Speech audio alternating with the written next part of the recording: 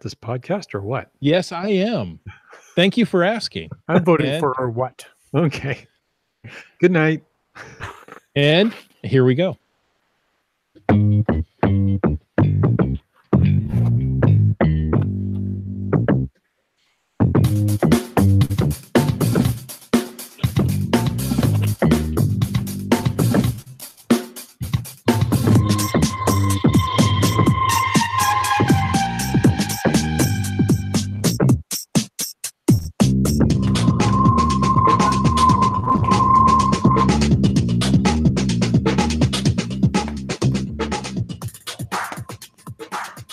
Well, hello. On the entire plane of the interwebs, you found us at this time, at this night, and welcome to Caching in the Northwest. This is the only podcast from the birthplace of geocaching in the Great Pacific Northwest. Each week, we're going to talk about caches and cachers from here and around the globe. So while you're actively avoiding a trip to the ER, we'll be caching in the Northwest. That's right, and that means it's time to bring in our yellow-tailed woolly monkey. Some say he's luckier than a rabbit's foot, and others say there's no deep end in his pool. All we know is he's called Land Monkey. So are you implying I'm from the shallow end of the gene pool? Is that what that's all about? No, you just have a single depth pool. Oh, okay. All right. I just read what's put in front of me. That's my excuse. I'm just following orders. Hey, and those who are watching live will notice that we have a very sharply dressed guest tonight. It is the return of Medicine Man of Seattle, Dr. Alex. Thanks for joining us. Thank you. Thank you much. Oh, tip of the top to you, folks. If you're just listening to the download of this podcast, audio only, you gotta go over to YouTube and check this episode and just see. You got to see Alex. He's styling this top hat. This is amazing. I feel underdressed. Fortunately for us, you got a sweater on. We're good. Okay. No pants because, well, that's how we podcast. Podcaster, yeah. Hey, folks, a quick reminder that we appreciate the support of our patrons who help to keep this podcast coming each and every week. If you want to know more about supporting the show, click the Patreon link on the cachingNW.com website. And hey, we've got some breaking news here. You know that we have a new sponsor for the show, which is awesome. Landsharks. Thank you very much. Landsharks have stepped it up and have a special discount for you listeners. This month, special promotion for you listeners from our sponsor, landsharks.ca. From October 18th until the end of November, get a 15% discount on trackable coins and tags from Landsharks with a Z.ca, online or in person at the Shark Store. Some exceptions apply. Use the promotional code LSTRACK, LSTRACK. Cool. And spoiler alert, stay tuned to the end of this episode to learn how to enter our new contest where you can win a rare and exclusive Landsharks 10-year anniversary trackable. Rare and exclusive. Do you know what else is rare and exclusive? What has two thumbs and is rare and exclusive? Well, I don't know. This is making great audio. Yeah. Anyway. What else is rare and exclusive are good logs. Yes. And they may have two thumbs in those logs. I don't exactly know. But whether you wrote it or whether you read it, we want to hear about it because great logs simply makes geocaching better. Send an email to feedback@cachingnw.com. You can call it into 253-693-TFTC or use the voicemail tool on the website and show us how you glow. That's right. We appreciate the glows. And this week's glow was submitted by R. Reagan. R. Reagan? I don't know. It just says R. Reagan. So this one was by Geo Monkey Tiger, who found unknown cache Siamese dodecahedron, which I'm already a fan of because how often do you hear dodecahedron in a cache name? It's great. Clearly not often enough. That's right. Exactly. That's GCQKJR. It's like an old radio station in Seattle. How about that? And this week's glow reads, I saw this old cache when I was scouting the area for a trip to Jacksonville for some hard rockin'. This helps me fill in my well-rounded cacher grid, so I started working on the puzzle. I learned my friend, Poanne, was actually coming to Jacksonville a day ahead of me, and this cache was on her radar too. I teamed up with her, and we got a solution. It was only about 20 minutes from my hotel. Sweet! She got the cache yesterday, but today was my day to shine. I parked at the nearby gas station, played a little Frogger to get over the road. I don't know why I didn't apply bug spray, but apparently word got out about it, and some crazy flock of buzzing attack insects pecked at me on the 10th of a mile hike across the field. Once at the tree line, it was time to earn those 3.5 terrain stars. I surveyed a lot of different choices, and when I was confident I had truly found the thickest, largest thorns in the forest, I chose that path. This is awesome. I'm enjoying this. I was going to say, this sounds like my This catch. is exactly what I do. Once past the thorns, I had to navigate a field of waist-high fern things you folks have down here in Florida. We don't have these back in Atlanta. I have no idea if it's true, but I just picture these plants covered in ticks, and the ticks practically dying of ecstasy as this giant, chunky, shorts-wearing, non-insect repellent covered dude comes hiking through. Shudder. Fortunately, I don't have too far to go, and without a ton of difficulty, I spot the cache. At first, I thought the cache was empty, but I soon spied the log. The can has seen better days, but for the moment, it's working. And by working, I mean it's a container. Okay, it looks like the CO is offline. If the next person is feeling generous, they may want to contribute a new can to the cause of keeping this old one alive. I signed the log and proceeded to navigate the tick-covered waist-high fern forest. I was a little disappointed that I couldn't find the thorn wall that I broke through to get in, so I had to take the considerably less thorny way out. Well, once out of the tree line, the swarming insects came back to me and followed me back to the street, where I froggered back to the gas station and the relative safety of the geomobile. Thanks for a fun adventure.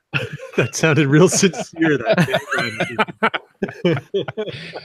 You know, I've never heard froggered as a verb before, but You know exactly what he meant. I know exactly what it meant. Yep. Highly descriptive. There you go. Yeah, that was good. That's a good glow. I like that one.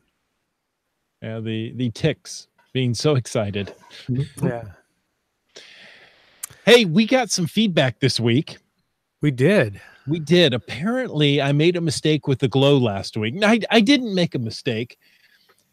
I just didn't offer a single glow. I offered two at the same time. And it may have sounded like they got sandwiched together because, well, they did. Kind of did. And just like as I mentioned a few minutes ago, I just read what's put in front of me. So I want to actually, Chris's defense, in honor of the TV show Glow, no, not Glow. What was it called?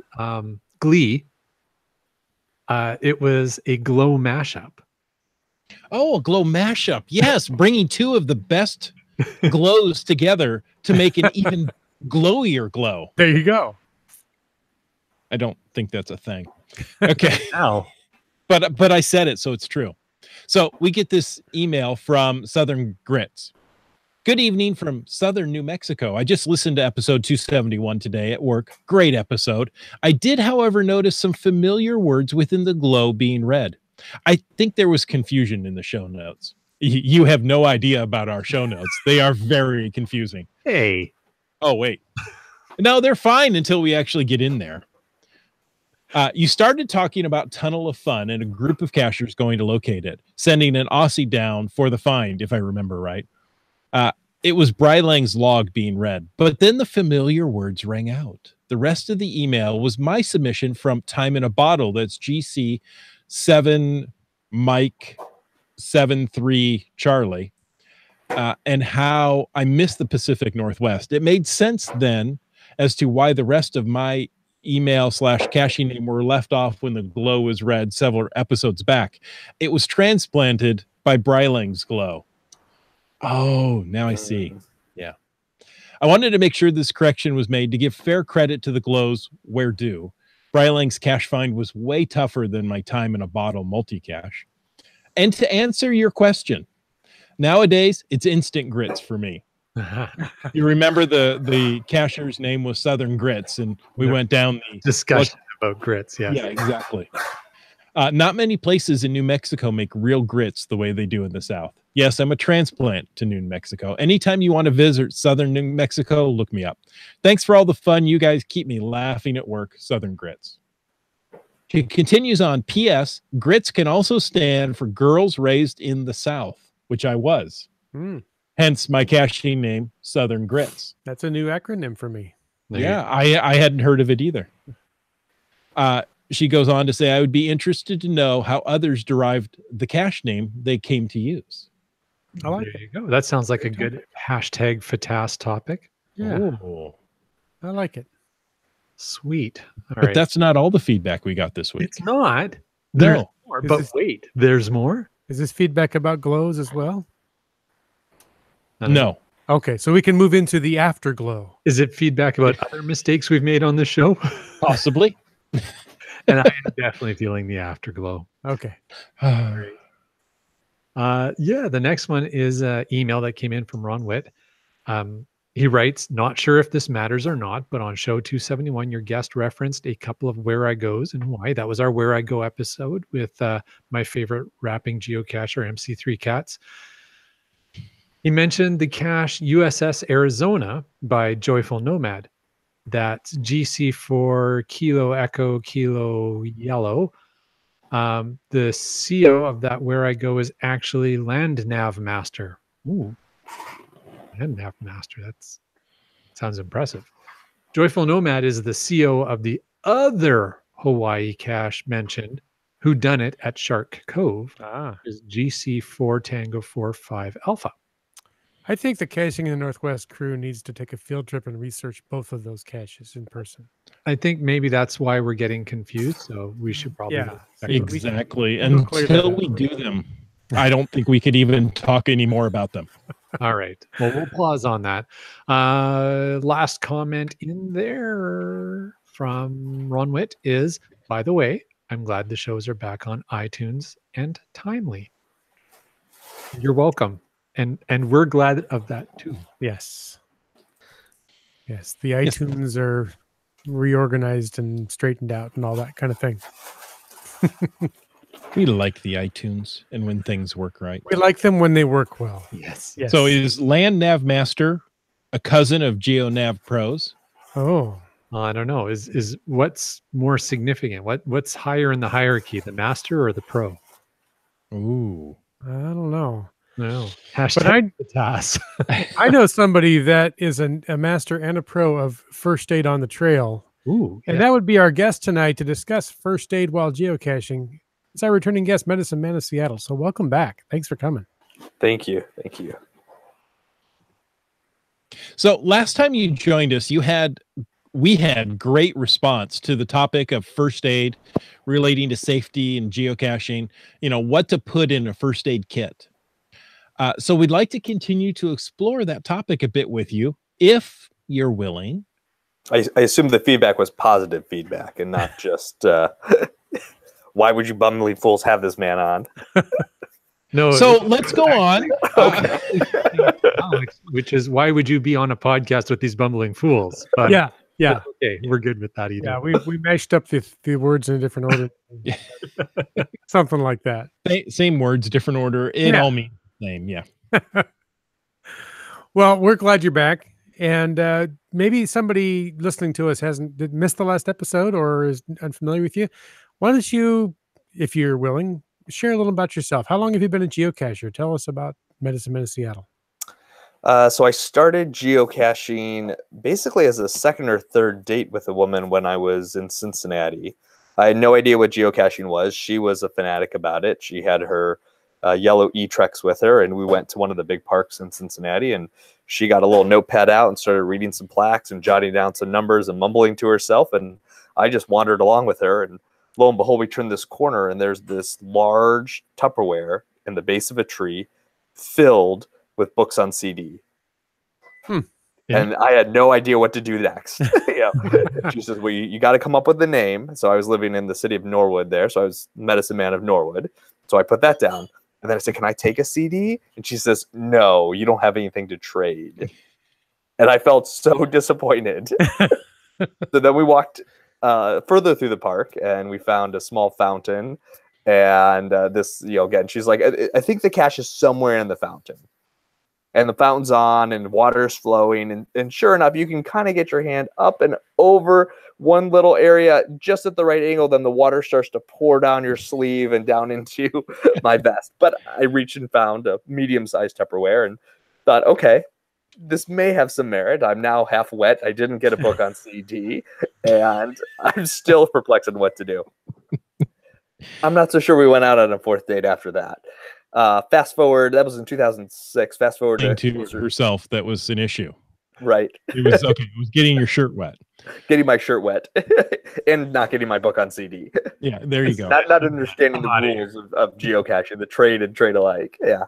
Fast forward several years later, I'd met my wife here in Seattle, and she had gone hiking and got into a bad car accident, of which pretty much the only thing that was damaged was her handheld Garmin. And so she needed to buy a new one for safety and hiking. And I said, that's fine. We should definitely invest in that. And then she traveled for like a week to Ukraine for work. And so I was left at home with this brand new Garmin, not knowing what to do with it. And I promptly went online and figured out that there are at least half a dozen caches walking distance to my house. And from there, I went and bought the exact same model. And now we each have our own handheld Garmins that are for safety and for geocaching. And have just continued on from there. So I have a very large gap of several years in my geocaching history. That's awesome. Well, Alex, we had a question earlier from Southern Grits, which was how did I get my yeah. So how did you get your geo handle? Where did it come up from? Yeah, so when I was living in Cincinnati, I was a resident, so training to be a pediatrician, and I thought I wanted to start a blog. So I couldn't think of anything better than Medicine Man of Norwood, the small city I was living in inside of Cincinnati. And then when I moved to Seattle, I thought, well, Medicine Man of Norwood no longer makes sense. Since I live in the city of Seattle, I should be the Medicine Man of Seattle. And have subsequently created a second blog, of which I'm very poor at posting at. But use that as my handle for other things until I realized that writing out MMOS was much simpler and quicker on many of the tiny logs. So I've quickly abbreviated down to that. Nice. Alex, tell us about one of your favorite geocaching adventures you've been out on. I think that we have done two different cruises up to the San Juan Islands and the smaller islands around San Juan, organized by two great geocachers in our area here. Some of them have been to really small remote islands. Some of them have been to islands with lighthouses. Some of them have been very easy to find geocaches. Others have been very challenging and needed extra equipment and extra paddles to get to them. But what I think I made them really special is that they were caches that were best done as groups, best done with friends, best done with different ideas of how to approach the cache and, of different skill levels. So that they've just been a pleasure to just be a part of, and, totally worth the cost, the energy, the effort to drive up the Anacortes first thing in the morning. And then, just be out on the water. Nice. Anacortes first thing in the morning. I don't know if that's a place I want to be. No, if you're going out on the water, that's fine. So I love the smell of Anacortes in the morning. It smells like victory. That's what I was trying to come up with. But it's all about the donut shop. Like, as soon as you get into Anacortes, you just stop at that first donut shop, and you just it's like you get your coffee, you get 3 donuts, and you're good to go for the day. Life is I'm sold. Yep. So wait a minute. Does the caffeine counteract the sugar crash you're going to have after 3 donuts? Well, plus the natural geocaching high of all the finds that you get. With 3 donuts, you don't need a motor on the boat. You can just get out there and kick. Yeah. So other than Anacortes, is there a place that you would love to go geocaching, but haven't yet got there? Kind of a bucket list geocache destination? I think that probably really interesting places would be small cities, small towns on Vancouver Island. Nanaimo, I think, would be great. My wife and I did our honeymoon in Victoria and toured around there and got some of the earth caches right around the Bay Area there. But I thought, going deeper into kind of these really small, tiny villages, ones that you'd have to approach either by seaplane or small ferries, would be really neat, and just kind of spend a week or so almost island hopping, or even along the Alaskan Aleutian Islands to see if there's quality caches there or not, and really enjoy the true U.S. Northwest. Nice. I like that. That sounds like a lot of fun. Yeah. You may have an opportunity to go to Victoria for a Caching in the Northwest event. I'm just throwing that out there, and I'm not saying anything more. Okay. Batas. All right. So let's switch gears, and we're going to talk a little bit about tonight's topic, which is outdoor safety. Mhm. We often talk about the 10 essentials on this podcast, one of which is a first aid kit. But there's hundreds of different first aid kits, and each has various different items in it. It's rare you find like the perfect first aid kit that has, yes, this is everything I was told should be in a first aid kit. So, Alex, I'll admit it's a bit of a recap of the last time you were on, but I think it's important. Could you clarify for us kind of the absolute must-have, the key things that should be in everybody's first aid kit? Yeah, so I think must-haves in a first aid kit. So there's a few things I would say. Number one, have a first aid kit. Number two, pack your first aid kit. Number three, put your first aid kit with you on the trails. It doesn't do you any good to leave in the car. It doesn't do you any good to scatter it at home, or in your backpack that you forgot to take. Beyond that, it's really going to depend on your environment, the length of time that you're going out for. So simple things that I think that would make a lot of sense: some simple Band-Aids, a small pair of scissors, a piece of gauze, or like an ace bandage can generally be your makeshift binders if you have sprained an ankle, if you've accidentally dislocated a finger joint or an elbow joint. They can be really helpful in saving. I think coupled with that, you're probably also going to want fresh water. You're going to want a hand sanitizer. You're going to want your bug spray and sunscreen as well. I think that those are all going to become really important. Having pieces of moleskin that you can use to help repair the inside of your boot, or if you had gotten a blister, can also be really valuable and simple. And then using your scissors to cut kind of the right size pieces. So I think a lot of it comes down to, if you're going to use your first aid kit, you're using it for one of two reasons. One is a minor injury or discomfort that you're going to fix and then continue on with your adventure. And then the other side is okay, this ends our adventure. We just got to get out, got to make it back to civilization for safety, call for help or drive home, or whatever the situation calls for. So I think you have to become very creative, which I think geocachers tend to be. You have to be creative in your hiding, and your seeking, and your finding. And I think in your first aid kit too, you can find a lot of dual use items, things that are lightweight, things that don't take up a lot of space, but things that can be combined together fairly quickly in order to be useful. Okay, great. So if somebody's listening and says, wow, that guy in the top hat and bow tie, he makes a lot of sense. I need to go out and stock my first aid kit, and I'm missing some of those things right now. Are those items that you can just go to your corner drugstore, grocery store? Where would you recommend somebody go buy those items? Yes, you can do it two ways. Probably the simplest way is to buy just a prepackaged hiking first aid kit, or like a car first aid kit.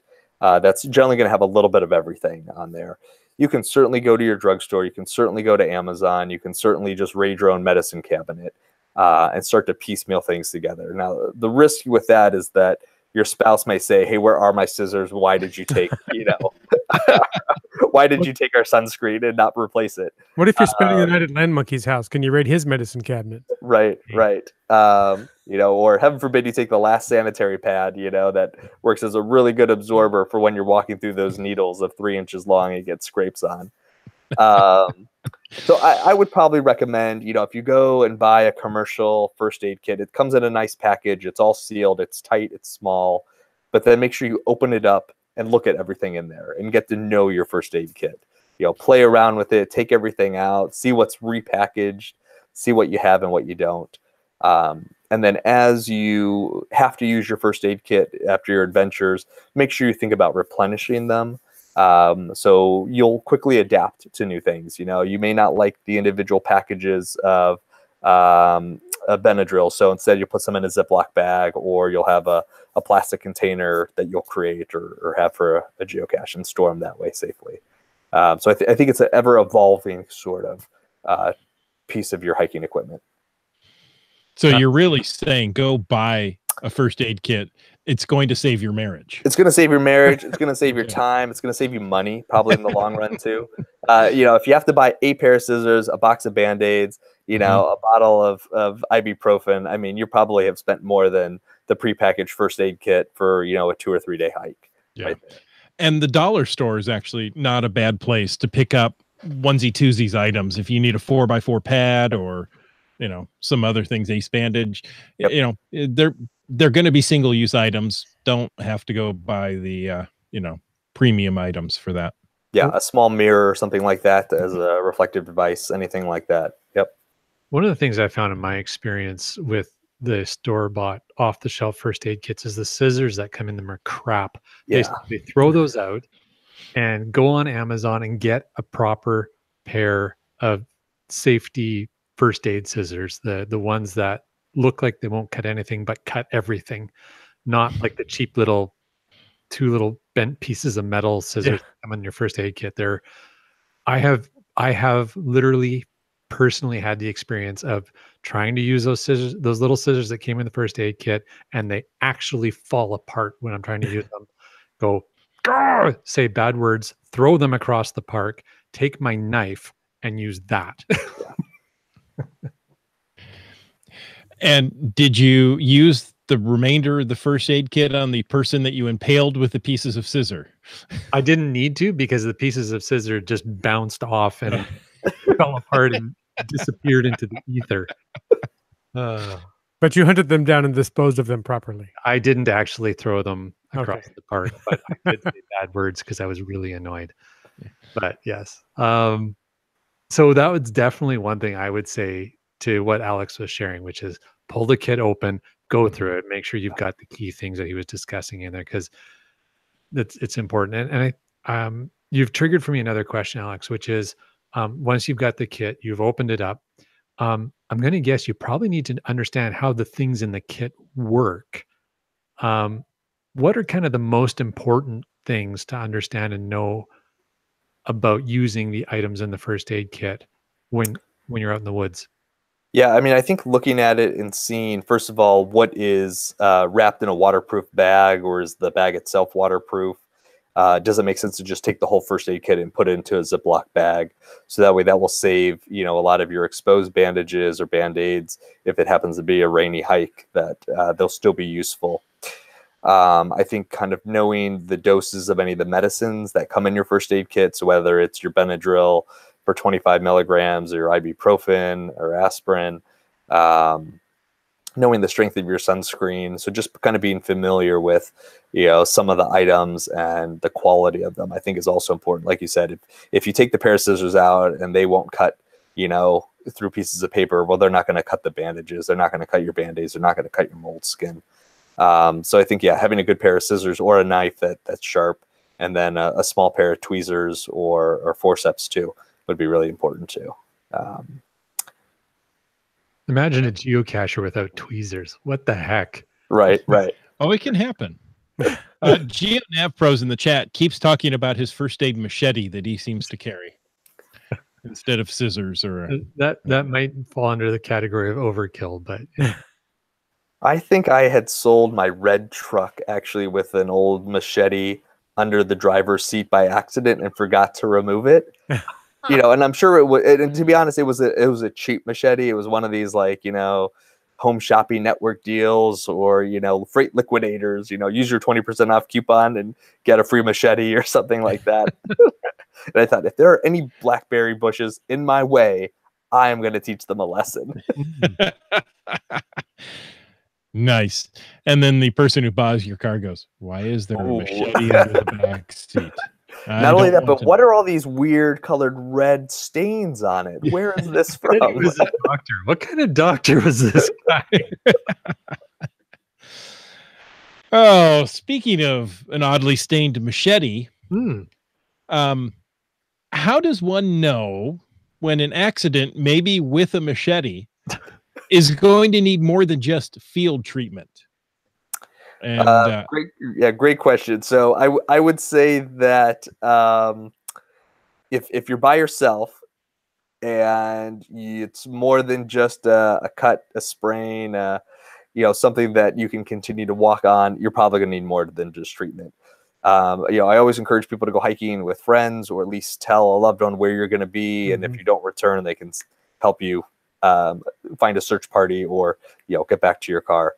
I think big injuries would be anything that looks broken, anything that hurts if you wiggle it, anything that stops you from walking. Those are going to be times where if you have cell phone reception, better to call somebody. If you have a whistle, use that to call for help, or a reflective mirror. Anything that is going to make it more dangerous for you to move. Whether, like I said, if that's a bone that's broken, if that's a severe cut that's continuing to bleed, those are times that you're probably going to need more than just your first aid kit. And the idea is, okay, we're going to stop the geocache adventure. We're going to move on to safety and get fixed. There you go. Sounds like good advice. I saw Keats94 in the chat said, if your limb is not with you, and it should be, there might be a problem. There might be.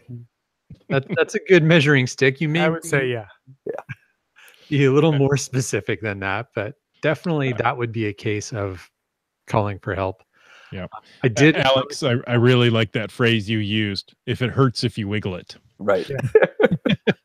Yeah, I was also going to say, Alex, nicely done. You picked off a few more of the 10 essentials so far. I mean, I think Alex has covered all 10 essentials so far in the show. This is like the puzzle for this episode. Go back and find all 10 essentials. Right. I was going to say, did you see how subtly he just wove those into his? Yeah, I'm so impressed. Again, they should be reinforcing, right? I mean, they're not like 10 random objects in your house or 10 crystal balls or pearls that you need. They should come readily. Balls rolling down the street. Yeah. It should be like, oh yeah, I'm not wearing pants today. That's the 11th essential. There we go. Oh, wait. I must be podcasting. Yeah. Oh, geez. So, all right. Still talking about first aid and how to do first aid. I can pretty much learn anything I need to off of YouTube. So is that going to be really how I should prep myself to do first aid before I go out on a hike? I think that YouTube videos that from reputable sources can offer a lot of good value, to be honest. Okay.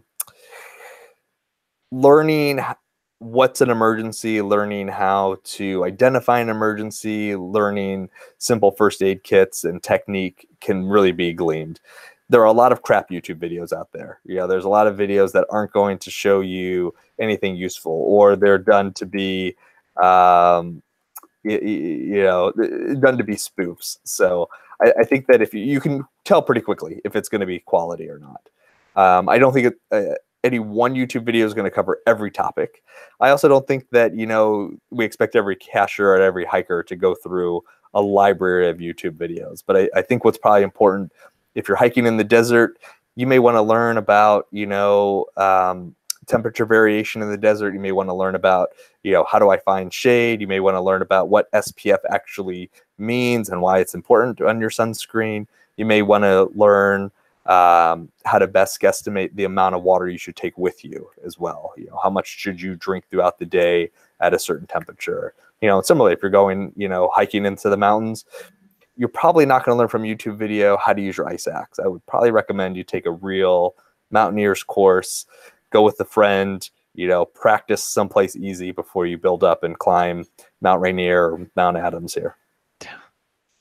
So if the first aid video on YouTube is from the crazy Russian hacker, maybe not the best source.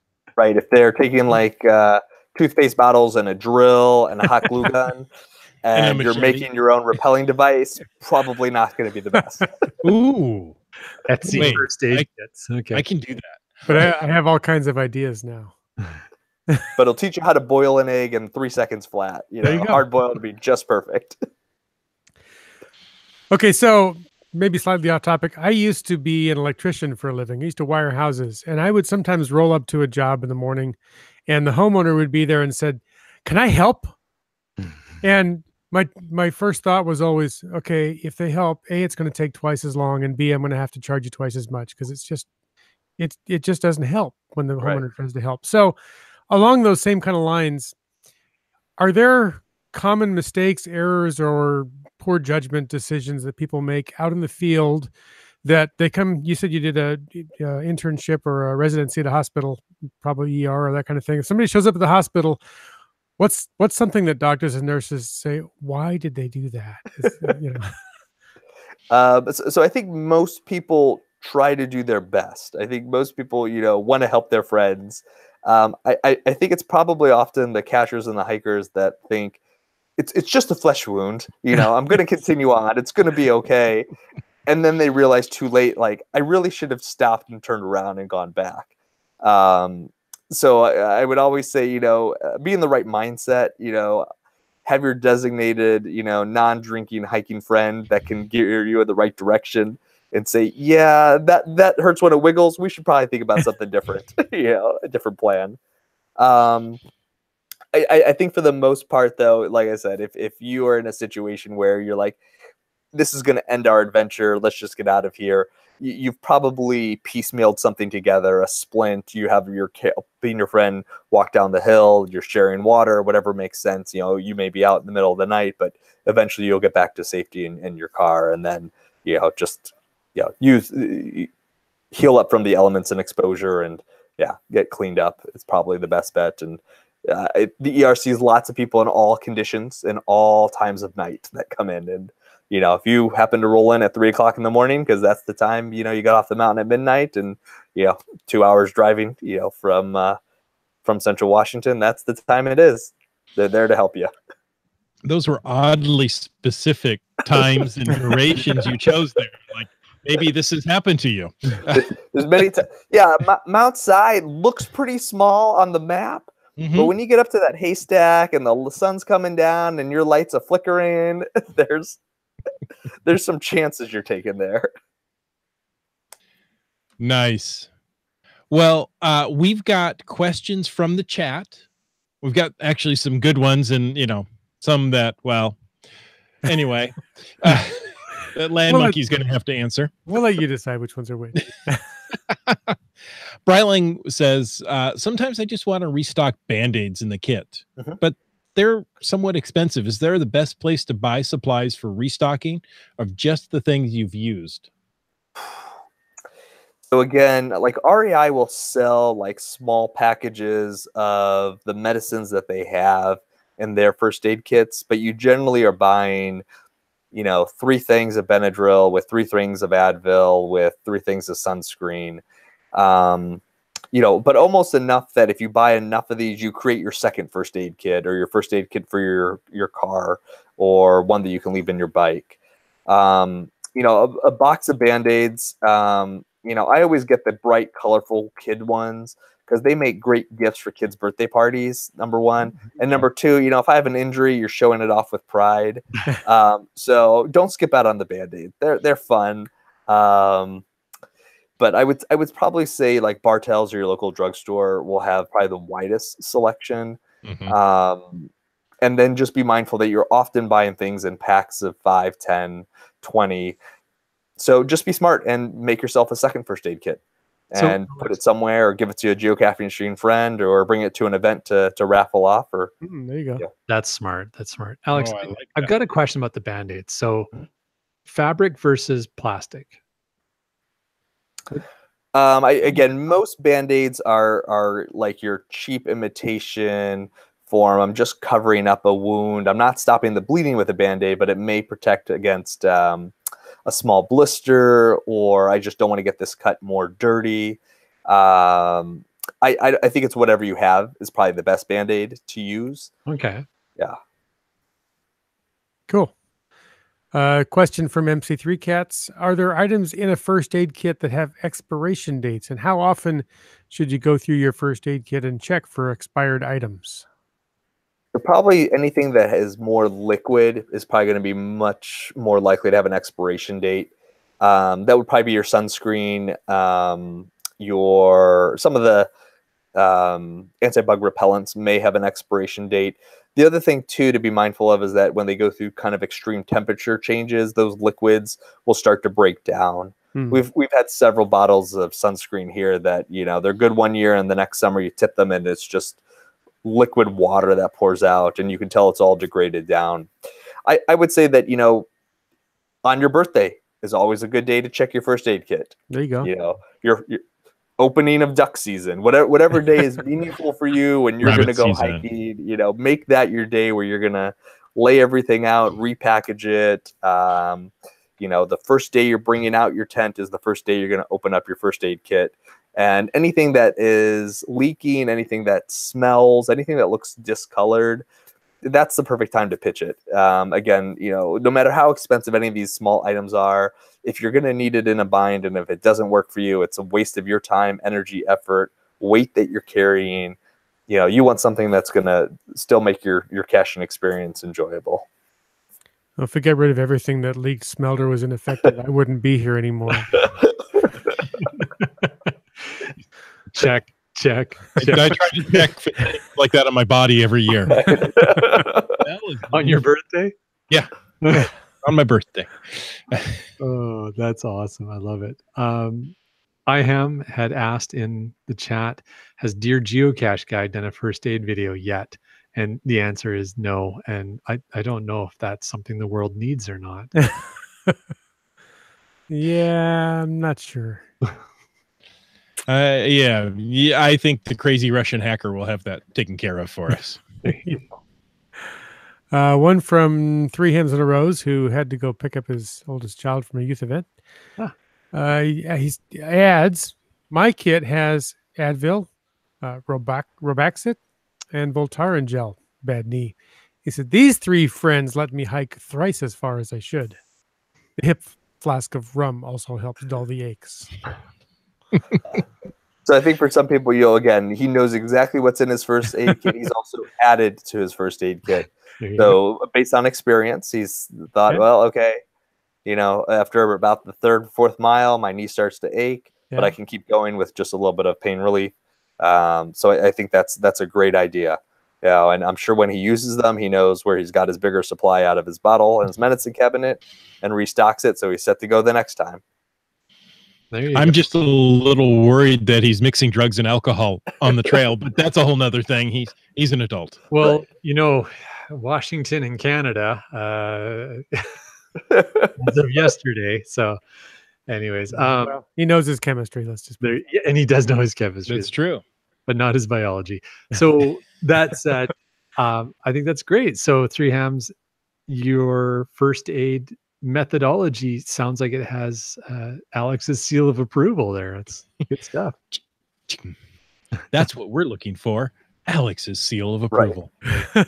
I mean, I assume he uses the rum as a disinfectant, sterilize his hands, the wound, you know, the gaping gash from the cougar. I was hoping he offered to do his companions to never mind. It's a bribe to carry them. To dull those kind of aches, huh? Yeah. Okay. One more from MC3 Cats. Good first aid acronyms that help you on the trail, like RICE, R-I-C-E. What are some others that cachers should know to help assess first aid situations? First of all, let's explain what rice is. Yeah, it's a small white grain, often served in Chinese shops. And thrown away. You know, sometimes you get it as brown rice or jasmine as well. It tastes quite good with teriyaki. But you'll be hungry an hour later. Right, exactly. In this case, rice tends to stand for rest, ice, compression, and elevation. Well, ice is in it. You can't use ice. Well, it's hidden in there. It's the hidden. It's okay. Like the meta puzzle within rice. Recursive acronyms. I like it. And it's a great acronym to remember for a joint injury, a muscle ache, a muscle sprain. That the first one is rest. So again, If it hurts, don't use it. You know, if you went hiking and you have a bum ankle now, this is the time where you maybe take the next few days off work, you rest it up on a nice pillow, have your wife make some ice packs for you and give you lemonade, you know, whatever it needs to be. Raise it up. I think other good acronyms, you know, go back to really like the CPR kind of acronyms, using the ABCs, airway, breathing, and circulation. So if somebody is having a heart attack, or somebody's having an asthma attack, or anaphylaxis from a bee sting, or from a plant allergen, making sure they can breathe, that they can pump the blood around their body is probably very important as well. I think you can make up a lot of different acronyms for things. I think, you know, some of them are appropriate for first aid, some are not. I think it just depends. SAR is one I see just popped up in the chat. Yeah. But that's search and rescue. Search and rescue. Right. That's when you've already made the assessment. This is not good, and Yeah. I'm not getting out of here. Yeah. Yeah. Yeah. And we're also had popped into the chat here a note from Keats94, who reminds us to maybe put tick tweezers in your first aid kit. Says that it saved him from possible Lyme disease in Nova Scotia. You never know if a tick is carrying Lyme disease or not. Not every single tick does, but there's no way to look at a tick and say, hey, you carrying Lyme disease? So Yeah. Well, they'll have a little red tag on one of their legs that will tell you. Oh, okay. They're carrying it's a little green tag, and it's often in a martini glass, and sometimes it's just the little peel of it for the Lyme. Yeah. That's sometimes it's in a coconut. Sometimes it depends. Yeah. Don't drink it all down. Yeah. And I think Keats94 brings up a good point that, yeah, geography plays a big part as to your exposure of diseases. Most of the ticks in our area don't carry Lyme disease, but definitely East Coast, Northeast U.S., Nova Scotia area would be much higher risk for Lyme disease. Mm-hmm. Right on. And one more. This is actually a very good question. This comes from the Land Sharks. Snake bite. Do you stay still or walk out? So the first thing again here is probably your general safety. You know, you got bit by the snake. If you can identify the snake, that's going to be really helpful. If you can't, make sure the snake doesn't bite you again. So try not to provoke it, or, you know, any of the other use the machete and cut its head off. Right. Yeah. If you're able to cut its head off and, you know, bring it into the ER, it's actually theoretically very helpful to know what sort of anti-venom to give. I think the second thing is, you know, stay calm. You know, treat your snake bite like any other injury. You know, you're not going to be able to suck the poison out. You're not going to be able to squeeze the poison out. I see that in the movies. The Cowboys do it all the time. There, you know. And it's amazing the amount that they can suck out, you know, but by that time, you know, the animal venom is already in your muscle, into your blood. I think any bad snake bite is a perfect time to walk out and go to the emergency room. All right. So stay still in the sense of figure out what's going on, treat the wound, like any immediate treatment you can do. If you can find some way to identify the snake, great. Right. But use your machete. This is the time. Now you use the machete. But walk out is the advice, or get carried out. Get carried is ideal. Yeah. Yeah. Mm-hmm. There you go. That's why you always go hiking with somebody else bigger and stronger than you. Yeah. Or but as long as you're faster than them. Yeah, you're not the one getting hit by the snake. Yeah. Oh, we're so filled with good advice on this show. This is why you're here, Alex, because if people only listened to the three of us, there would be a lot of dead geocachers. Yeah, they're in deep soup for sure. Yeah, that's why our listenership keeps going down week after week. Oh my goodness. Oh, Alex, thank you so much for coming back on and talking to us. I mean, we need this practical advice. I mean, listen to what we're going to say. That's right. But, right. You know, thank you so much. We certainly appreciate it. My pleasure. I'm glad I could steer you all in the right direction here. So have your first aid machete. It's apparently very useful. That's Right. what I'm taking from this episode. That's right, especially where all the snakes are at. in Don't Eastern leave it in Washington. your truck when you sell your truck. That's right. No, because you need it. Yeah. Oh, well, folks, if you like this episode, there are more coming up. If you didn't like this episode, there are still more coming up. That's right. Sorry. Next week, actually, we're still working on some details. We've had a last minute cancellation. After that, November 1st, can you believe it's already coming up on November, guys? Didn't we just have New Year's? November 1st, we're talking. Yeah, we're about to have another GeoCoin Fest 2018 with Christian Mackey and JP. Fun. And then the week after that, make sure you've set your clocks back again for all that mess things up.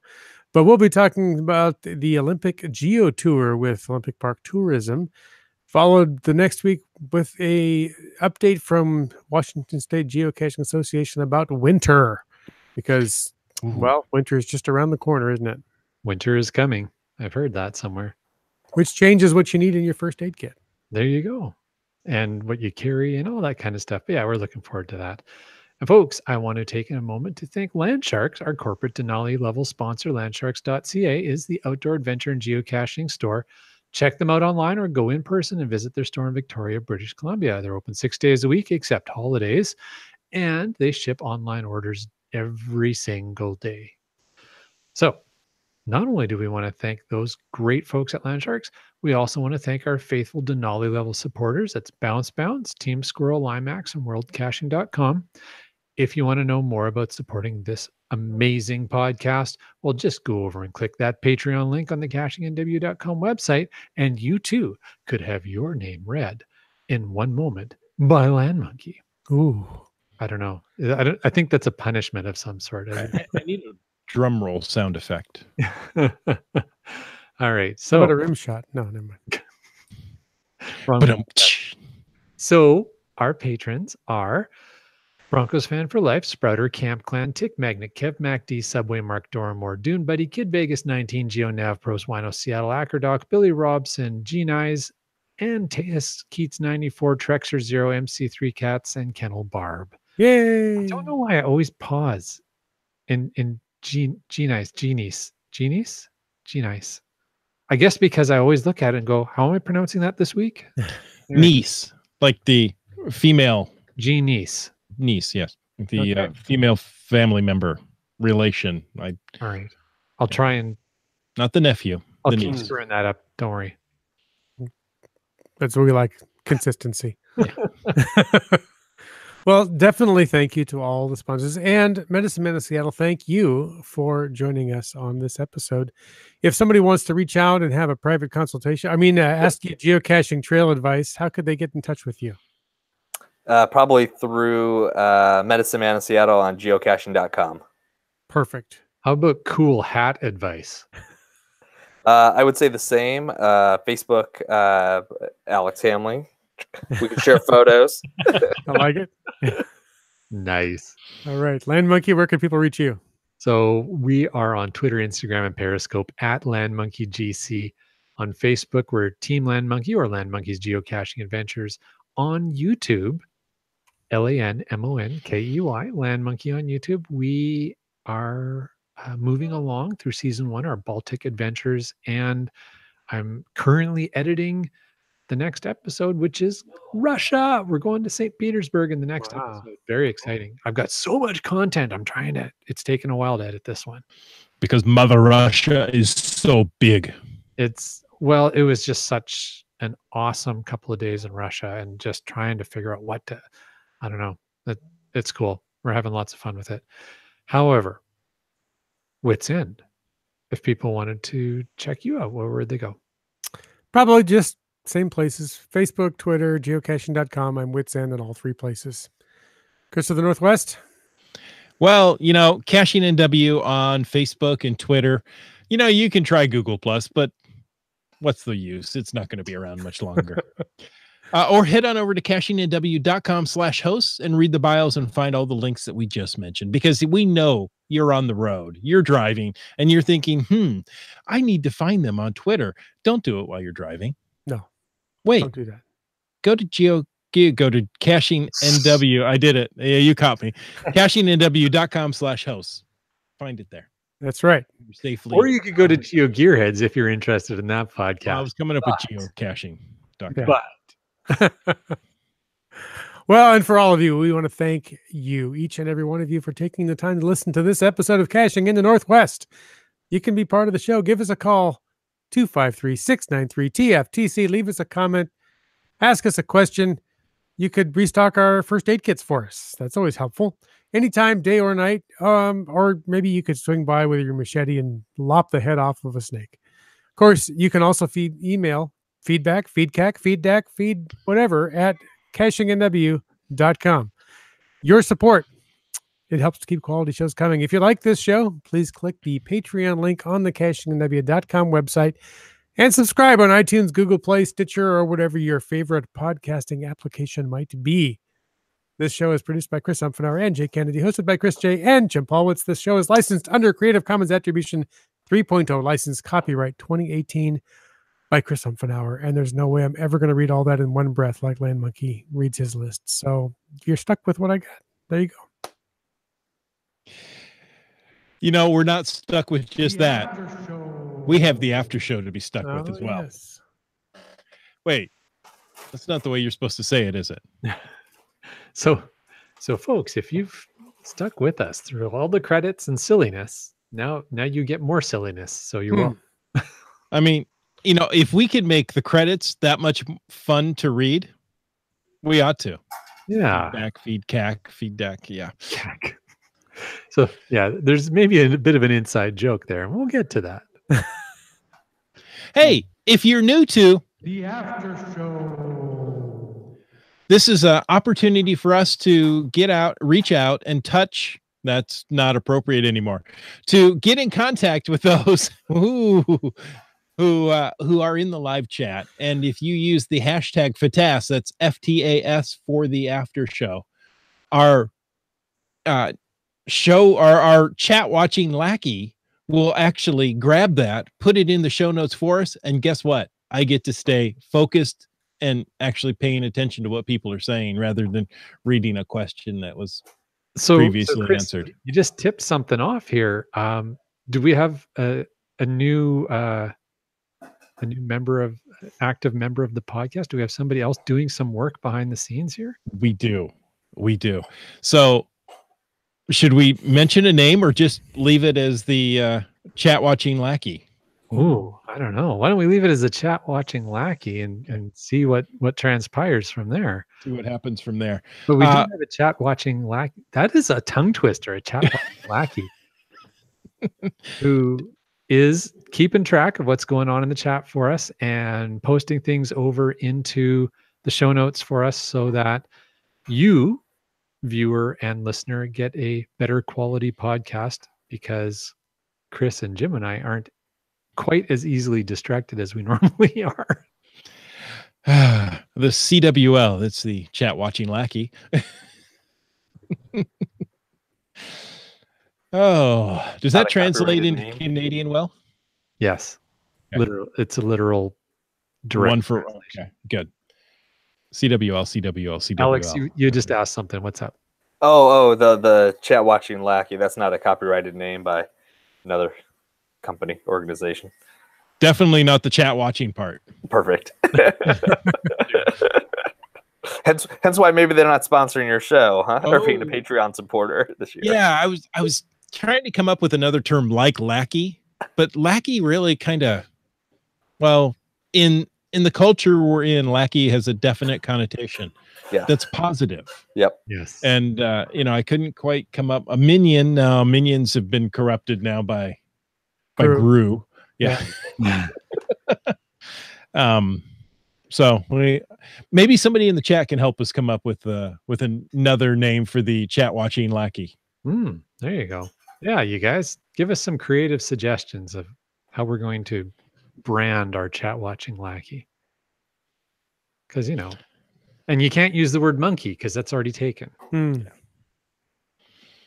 Speaking of monkeys, it doesn't have a tail, it's not a monkey. That's right. I know it in the after show. It has a monkey kind of shape.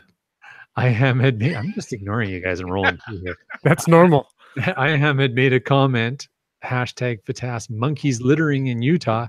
So first of all, I'm going to say that I have seen on Instagram that Camp Clan is out there or has been out there in Utah having a pretty grand adventure. I hope you guys have been having an awesome time. It looks like you were, and stay safe, cache safely, cache often. And yes, the litter he's referring to is I had left some of the caching in the Northwest / land monkey business cards in a few of the caches out there. I tend to try and place them in caches where I think they're not going to just turn into wet, moldy crap right away, but sometimes they do. You never know. But that's what he's talking about. Yes. Yes, he referred to them as monkey droppings at one point. Monkey dropping. Nice. I love it. That's funny. You have poo, fling it now. I mean, the moose droppings are delicious, but yeah. Or what is it? The coffee beans that certain monkeys eat and then come out whole, and then they're roasted. I And think it's some sort of cat. It's a cat. there's Yeah. a cat. It's not even a monkey. All right. But And who is the first person to try that? yeah, Right. This. Hey, here's an sounds like a idea. good idea. I found this on the ground. I'm gonna make a drink. All I can tell you for sure is not me. Wow. Civet cats. There you go. Brian There you go. Research Yeah. Department. Civet cats. There you go. As opposed to uncivet cats, Yes. which are the ones that fling it. We must all be a little more civet. Yes. Hey, I made a mention earlier in the podcast about a couple of things. One was event in Victoria. We talked about that a little bit, and we're going to talk about it a little bit more. The other was contest. There is a new contest coming. Stay tuned to the next episode, but also watch our social media between episodes, and you're going to find out about a new cool contest sponsored by our new sponsors, Land Sharks, to win an exclusive Land Sharks 10-year anniversary coin. And we're going to start posting the pictures of that coin this week on social media, this coming weekend and following week as we get into the next podcast. But the reason that I'm going on and on about this is because once you see these coins and when you see the picture of the coin, you go, oh, that's kind of cool. But what you need to do is like magnify the image and zoom in on it and look at it. And you're going to go, oh, that's really cool. So just going to leave that teaser out there, and we're gonna show this stuff very soon. So follow our social media, follow Land Sharks social media. So that's at Go Land Sharks with a Z, at Land Monkey GC, at Caching in the Northwest, or at Caching NW, and yeah, and you'll see it. How cool, right? It's going to be fun. Oh, and event in Victoria, December. Yes. Event in Victoria. And Do we have a solid date yet? We're still working on that, right? We're just nailing down the last details, and then we'll publish it. So watch for that.